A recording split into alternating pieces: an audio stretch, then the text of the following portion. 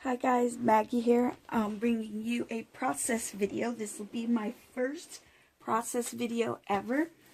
And what I am doing is working on putting together an October daily journal. And I'm going to do it using a spiral notebook. And one of the first things I'm going to do is glue together pages to kind of make it more sturdy. Again, this is just part one or step one of a process video that I will be compiling.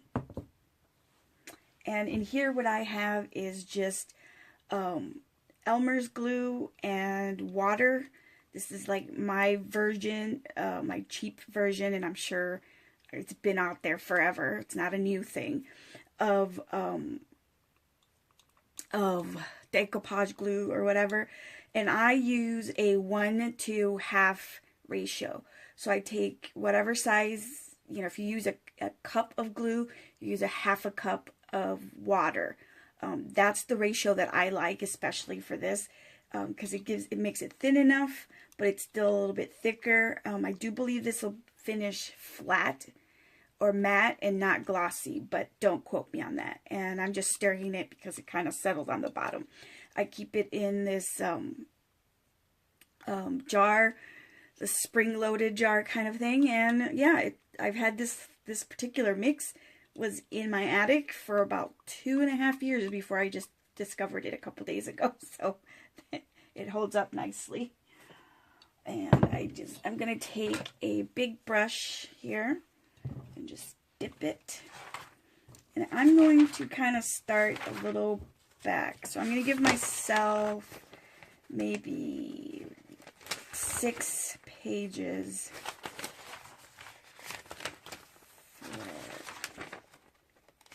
6 before I actually start gluing. No particular reason except that I'm not really sure how I'm going to do that. The other thing you have to be wary about is getting glue in between the holes.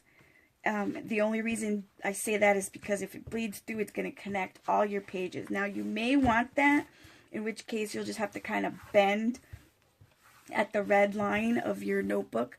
But then again, if you don't want that, you just have to be mindful of that. I am going to be sticking parchment paper between the couple of sheets that I'm working on, so I'm not going to be too worried about that.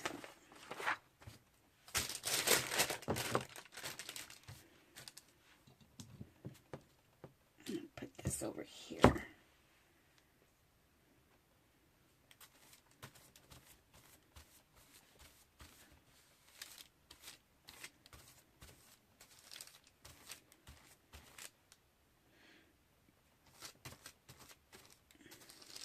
And again, it does not have to be perfect,